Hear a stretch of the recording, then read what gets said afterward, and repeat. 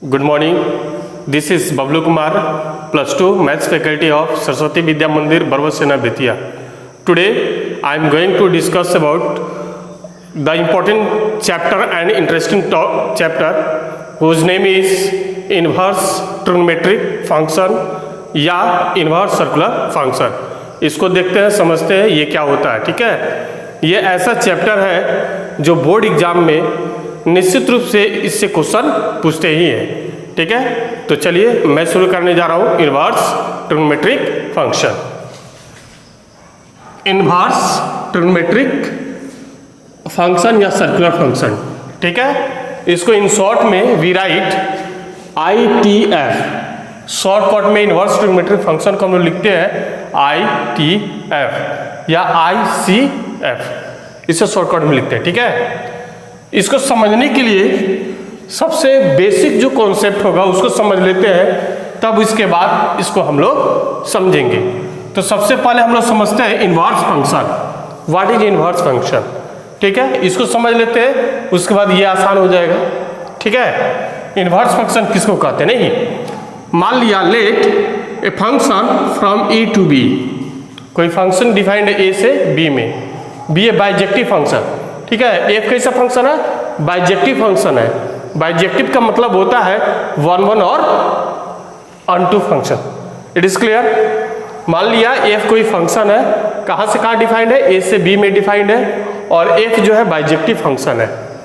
Then the inverse function is given by. Inverse function को देखिए कैसे हम लोग डिफाइन करते हैं, F inverse B to A. ये तभी होगा जब फंक्शन क्या हो, 1 1 और ऑन टू हो, तभी उस फंक्शन का इनवर्स एग्जिस्ट करेगा. ये आपको याद रखना है. अगर कोई फंक्शन 1 1 और ऑन टू हो तो ही उस फंक्शन का इनवर्स एग्जिस्ट करेगा. ओके, तो ये फंक्शन हो जाएगा बी से ए. इनवर्स में बी से क्या होगा, ए, मतलब उल्टा हो जाएगा.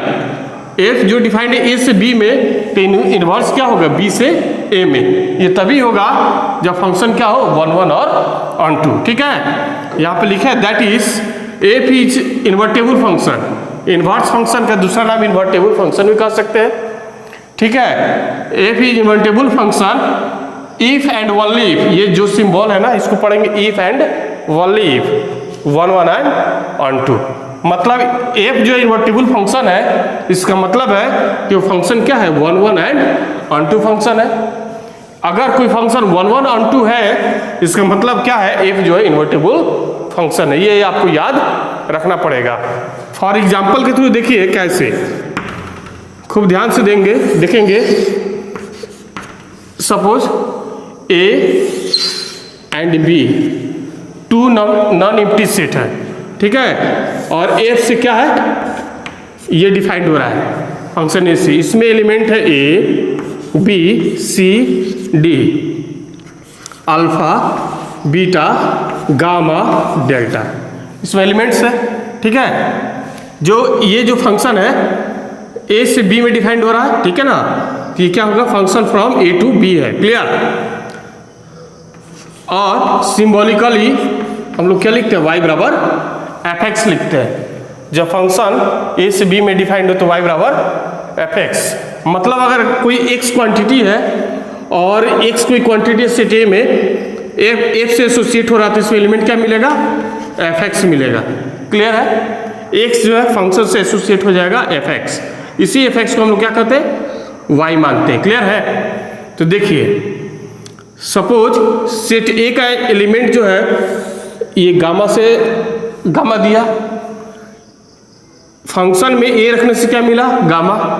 बी रखने से क्या मिला, सपोज डेल्टा मिल गया. क्लियर है. सी रखने से बीटा मिल गया, और डी रखने से फंक्शन में क्या मिल गया, अल्फा मिल गया.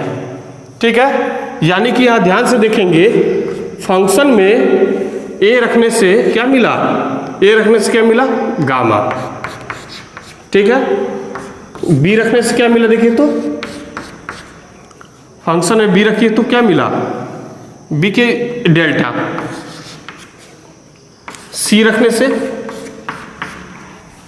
सी रखिए तो सी से क्या मिला, अल्फा. क्लियर है. और फंक्शन में डी रखिए तो क्या मिला, डी रखने से अल्फा मिला। और हम लोग देख रहे हैं इस मैपिंग में कि सेट ए में और सेट बी में देखिए क्या रिलेशन है। सेट ए का एवरी एलिमेंट सेट बी के वन एलिमेंट से क्या हो रहा है, वन एलिमेंट से क्या हो रहा है, एसोसिएट हो रहा है, यूनिक एलिमेंट से एसोसिएट हो रहा है। मतलब ए का इमेज एक बन रहा है, बी का इमेज भी एक ही बन रहा है, बी का इमेज क्या मिला, डेल्टा। मतलब सेट ए का जितने भी एलिमेंट है इसका एक यूनिक इमेज मिल रहा है, ठीक है। और सेट बी में देख रहे हैं हम लोग, सेट बी में जितना भी एलिमेंट है ना, अल्फा बीटा गामा डेल्टा जितना भी एलिमेंट है तो सबका प्री इमेज सेट ए में मिल रहा है, ठीक है। तो इसका अगर कोडोमेन की बातें करें, कोडोमेन सेट बी का कोडोमेन, ठीक है, और सेट बी का रेंज दोनों क्या है, इक्वल है। यानी कि फंक्शन जो है क्या है, 1 2 है, 1 2 है। समझ में आएगा ना, फंक्शन क्या है 1 2। कब, जब रेंज इक्वल टू क्या हो जाए, कोडोमेन के। अब फंक्शन 1 1 है, कैसे कि सेट ए का जो एलिमेंट है एक इमेज दे रहा है, ठीक है। यानी कि जो फंक्शन है ये 1 1 और 2 है, एक का इमेज वो बना, क्लियर है। और क्या, सेट बी में जितने भी रेंज है कोडोमेन की इक्वल है, इसलिए ये फंक्शन जो है क्या है 1 1 और 2 है, इसलिए इसका क्या होगा, इन्वर्स एग्जिस्ट करेगा, क्लियर है। तो देखिए ये फंक्शन ए से बी हो गया, तो क्या होगा, एफ इनवर्स ये डिफाइंड होगा, बी से ए ये होगा एफ इनवर्स, ठीक है, बी टू ए होगा, क्लियर। क्योंकि पहले फंक्शन क्या हो जाएगा 1 1 और 2, इसलिए बी से ए डिफाइंड होगा, जिसको हम लोग कहेंगे inverse function B from A, clear है। और देखेंगे अगर पूछे हम एफ इनवर्स अल्फा, ध्यान देंगे एफ इनवर्स अल्फा हम इधर से डिफाइन करेंगे, बी से ए में डिफाइन कर रहे थे, अल्फा रखने से क्या मिलेगा, अल्फा किसका है, डी है। एफ इनवर्स बीटा, चलिए बी से ए में डिफाइन कर रहे हैं ना इनवर्स, तो बीटा रखने से क्या मिला, देखिए तो बीटा किसका है, सी का। इसी प्रकार कर लेंगे, ठीक है। तो आपको समझ में आ गया, अगर कोई फंक्शन 1 1 और 2 हो तो ही इस फंक्शन के क्या एग्जिस्ट हो पाता है, इनवर्स। इनवर्स क्या होगा, उल्टा, बी से ए में डिफाइंड होगा, क्लियर है। यहाँ हम लोग देखे हैं y बराबर एफ एक्स होता है, ठीक है ना। तो ये फंक्शन क्या हो गया 1 1 और 2, इसीलिए ये एफ इधर का क्या हो जाएगा, इनवर्स, एफ इनवर्स y बराबर क्या हो जाएगा, x हो जाएगा। क्यों, क्योंकि 1 1 और 2 है, इसलिए फंक्शन इधर का क्या होगा, इनवर्स हो गया। x बराबर क्या हो गया, एफ इनवर्स y, क्लियर है। अब देखिए तो यहां पे एफ इनवर्स y किसको माने, y एफ एक्स बराबर क्या हो जाएगा, x हो जाएगा। तो सबसे इंपॉर्टेंट बात मिल गया कि इनवर्स और फंक्शन जब साथ में रहेगा तो x दे देगा, क्लियर है। इनवर्स और फंक्शन जब साथ में होगा ये टकरा कर क्या दे देगा, x दे देगा, ये आउटकम्स मिलेगा। इस रिजल्ट का फायदा हम लोग आगे लेंगे, ठीक है। तो इसको नोट कर लीजिए। तो अब हम लोग आते हैं इनवर्स फंक्शन या इनवर्स ट्रिग्नोमेट्रिक फंक्शन को कैसे डिफाइन करते हैं ये देख लेते हैं, क्लियर है। उम्मीद करते हैं इनवर्स फंक्शन आपको समझ में आ गया होगा। लास्टली मैं रिकैप कर देता हूं, अगर कोई फंक्शन 1 1 और 2 हो तो उसका एफ इनवर्स एग्जिस्ट करेगा, ओके, नोट कीजिए। तो अब हम लोग शुरू करते हैं इनवर्स ट्रिग्नोमेट्रिक या सर्कुलर फंक्शन, इसको समझ लेते हैं। Let sine theta equal to क्या, x हो, ठीक है। जो x का जो वैल्यू है ना, x का जो वैल्यू है -1 से लेकर 1 तक होगा for all theta, for all theta. ये जो सिंबल है इसको पढ़ेंगे फॉर ऑल, मतलब थीटा के सभी मानों के लिए साइन थीटा का जो मान होगा, सपोज हमने क्या माना है x, जो x का वैल्यू है हमें से किसके बीच लाइज करेगा, -1 to 1 के बीच लाइज करेगा, क्लियर है। देन वी डिफाइन, मतलब किसको डिफाइन कर रहा है, इनवर्स ट्रिग्नोमेट्रिक फंक्शन, इसको डिफाइन कर रहा है, ठीक है। तो इनवर्स ट्रिग्नोमेट्रिक फंक्शन को डिफाइन करेंगे, theta equal to theta equal to क्या हो जाएगा, साइन, ये राइट साइड में आके क्या हो जाएगा, साइन इनवर्स, ठीक है, साइन इधर आके क्या होगा, साइन इनवर्स एक्स हो जाएगा, ठीक है। ये इसको क्या पढ़ेंगे, साइन इनवर्स एक्स। ये तभी हो पाएगा जब थीटा जो है इसका प्रिंसिपल वैल्यू, ठीक है, अभी बात कर देते हैं इनवर्स कैसे एग्जिस्ट किया, ठीक है। ये है ना, यहाँ पे थीटा क्या हो जाएगा, थीटा का जो मान है लाइज बिटवीन, अच्छे 1 कितना पे देता है, साइन 90 पे 1 π/2, ये π/2 इसमें रखेंगे तो 1 दे देगा, इसे माइनस है ना तो माइनस π/2, ठीक है। साइन इनवर्स का जो थीटा है, यहाँ देख रहे हैं साइन इनवर्स एक्स क्या हो गया, थीटा हो गया, ठीक है। ये जो थीटा होगा कहाँ से कहाँ तक लाइज करेगा, माइनस π/2 से लेकर π/2 तक, इसको हम लोग कहते हैं प्रिंसिपल वैल्यू, ठीक है। ये प्रिंसिपल वैल्यू देता है ना, थीटा या साइन इनवर्स का प्रिंसिपल वैल्यू कहाँ से कहाँ तक होता है, माइनस π/2 से लेकर π/2 तक होता है ना, ओके। हम लोग बात कर रहे थे ये साइन इधर कर क्या हो जाएगा, इनवर्स हो जाएगा। ये तभी हो पाएगा, ठीक है, जब साइन थीटा का ग्राफ 1 1 और ऑन 2 हो, उसका हम लोग ग्राफ ड्रॉ करें, अगर वो 1 1 ऑन 2 का ही हम लोग रेंज में ले लिए तो ही ये क्या होगा, इसका इनवर्स एग्जिस्ट करेगा। तो इनवर्स एग्जिस्ट करने के लिए एंगल जो लेना होगा माइनस π/2 से लेकर कहाँ तक, π/2 तक लेना होगा, क्लियर है। तो उतनी गहराई में हम लोग नहीं जाएंगे, थोड़ा सा हम समझ लेते हैं। Sine theta equal to x हो तो थीटा इक्वल टू क्या हो जाएगा, साइन इनवर्स एक्स हो जाएगा, क्लियर है। यहाँ पे और क्या देखिए, साइन इनवर्स एक्स क्या है, एंगल है। So sine inverse x is an angle, sine inverse x क्या है, एंगल है, whose sine is x, whose sine is x, जिसका साइन का मान क्या हो, एक्स हो। ये साइन इनवर्स एक्स क्या है, एंगल है। ये इनवर्स कहाँ से है, जिसकी साइन का वैल्यू क्या हो, एक्स हो, उससे आया। Sign inverse x is also denoted by sine inverse को हम लोग डिनोट करते हैं किससे, arc sine x, arc sine x से डिनोट करेंगे।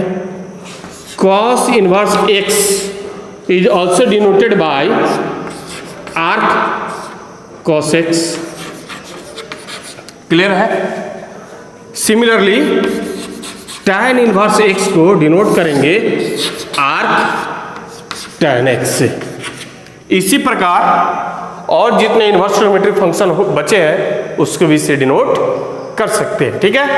तो हमने सिर्फ साइन थीटा से समझाया, अगर साइन थीटा के बदले कॉस थीटा रहेगा तो ही यही नियम होगा, cos theta equal to x होगा तो थीटा बराबर क्या हो जाएगा, कॉस इनवर्स एक्स, क्लियर है।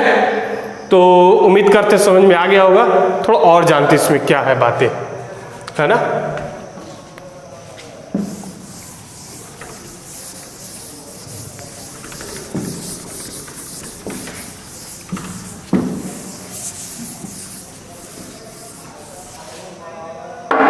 तो अभी हम लोगों ने देखा है कि इनवर्स कैसे हम लोग डिफाइन किए, ठीक है। एक दूसरा तरीका से भी डिफाइन कर सकते हैं, जिसको हम लोग कह सकते हैं सेकेंड डिफिनेशन। द क्वांटिटीज कौन सी क्वांटिटी, मतलब sign inverse x comma cos inverse x tan inverse x, ठीक है, cot inverse x, sec inverse x and cosec inverse x are called ITF, ठीक है, इनवर्स ट्रिग्नोमेट्रिक फंक्शन, ठीक है। ये जो 6 क्वांटिटीज आपके सामने, sign inverse x, cos inverse x, इसी 6 क्वांटिटीज को हम क्या कहते हैं, इनवर्स ट्रिग्नोमेट्रिक फंक्शन कहते हैं। क्लियर है यहाँ तक, ये आपको बहुत आसान लगा होगा डिफिनेशन, ठीक है। नोटबुक कुछ बातें इंपॉर्टेंट है जिसको आपको ध्यान देनी पड़ेगी। Sine m x equal to, sine m x को आप ऐसा लिख सकते हैं साइन एक्स के power m. This equal to this लिख सकते हैं एक्सेप्ट एम इक्वल टू -1। ये जो m का वैल्यू है ना -1 को छोड़कर कुछ भी रहे तो दिस इक्वल टू दिस आप लिख सकते हैं, लेकिन -1 होगा तो दिस इक्वल टू दिस नहीं लिखेंगे, ये आपको याद रखना है। For example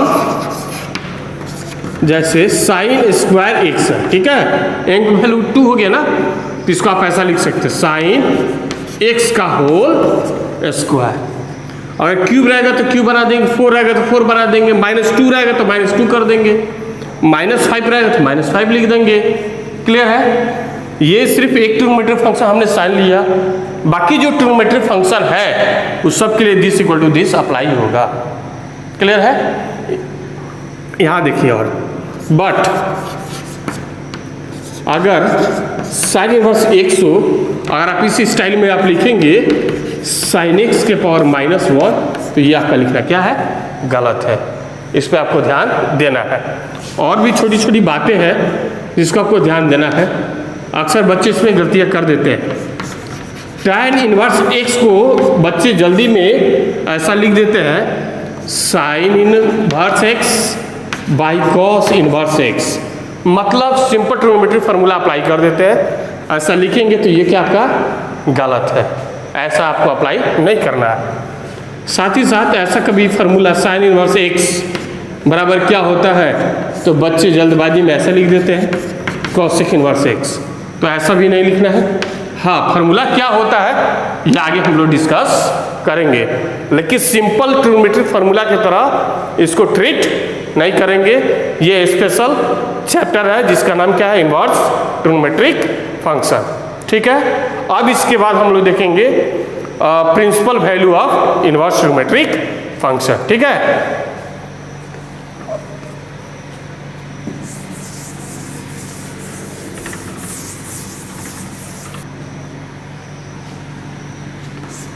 principal value of या प्रिंसिपल वैल्यू ऑफ, ठीक है, principal value of inverse trigonometric function. ठीक है, या प्रिंसिपल वैल्यू ब्रांचेस भी कह सकते हैं, principal value branches of inverse trigonometric function. ठीक है, प्रिंसिपल को कहीं कहीं रेंज भी कहते हैं, है ना। आप समझ लीजिए रेंज कहाँ से कहाँ तक होता है। मोस्ट इंपॉर्टेंट, इसी से आपको एक्सरसाइज में सवाल बनेगा, इसी की हेल्प से सवाल बनेंगे।